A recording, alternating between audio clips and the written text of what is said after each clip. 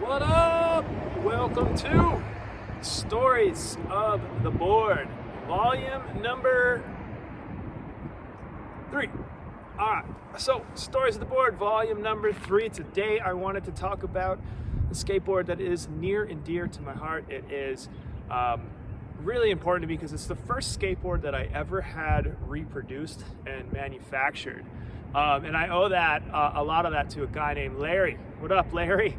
Larry helped me out as my first investor, so to speak, way back in the day. And it's an important lesson with that one because Larry and I met because I was a bartender at the time, and I was able to get to know various people throughout my career because of bartending. This idea of networking really helped me throughout my entire career as an artist. Like, for some reason, being behind a bar was always the best way to find clients, to make new connections, to do all kinds of really cool things. So without further ado, Breckenridge. This is Breckenridge, the mountain that I lived in town. I lived for about 9 years. Early on in my sort of, before it was a career as an artist. This board right here is all black and white, obviously. It was done with an ultra-fine Sharpie, just one black ultra-fine Sharpie. And this board actually took me a considerably long amount of time. I don't know how heavy on the details we can get, but every individual tree was drawn, and this is a print, so this doesn't really hold well to the full amount of detail in this skateboard.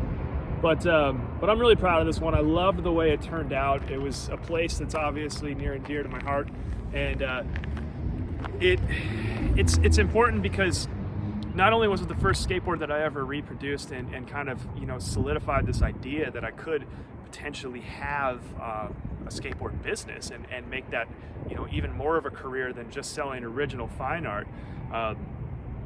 It also was just a place that really kind of changed who I am as a person and kind of the lifestyle I lived and just what I really envisioned as what I wanted for myself. So anyway, this board started off by a view up on what's called Boris Pass Road, and I remember going out to that view relatively frequently. I'd go up there and just the same time every day, between about 1 and 2 in the afternoon, late winter. It honestly took about 3 or 4 winters to finish this skateboard because I was looking for a certain natural light.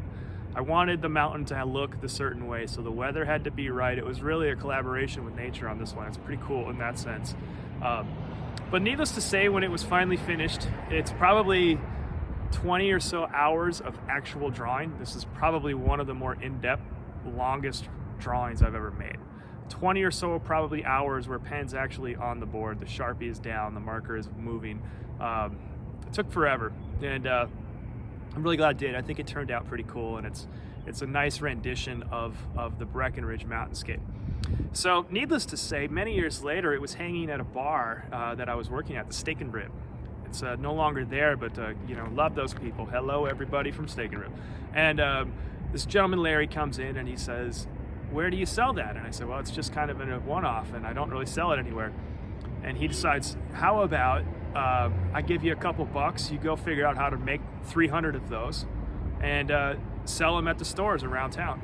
And so Larry was my first investor. He really got me started. We came up with a deal. He was obviously very brave. He entrusted me with a few $1,000s and said, "Go get it, pay me back, you can sell these."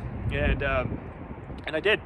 And so Larry, I owe a lot to Larry. That was really cool what he did for me at that point. And it was a really successful deal. This ended up selling, I think, 12 different shops around the town, just kind of as a tourist item at the time. And it sold like crazy. It was awesome. It went like gangbusters. I should probably keep that up. If anybody in Breck wants to take on this project of being the sales manager, we could strike a very lucrative deal. Let me know. Anyway, I loved it. It was very classic. It's old in my repertoire. This goes back to, I would have to say, before 2007. I would say I finished this skateboard somewhere around 2005, give or take. I had my first ever press in the Summit Daily News. It's a newspaper in Summit County, Colorado, And that was the first time I ever had press, and I started to show skateboards at nightclubs and bars and restaurants around the Breckenridge area.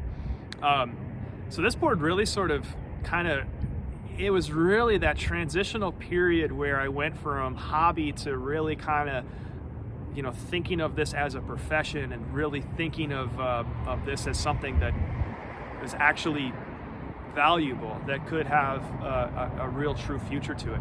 So, yeah, Volumes of the Board, or what is this show called?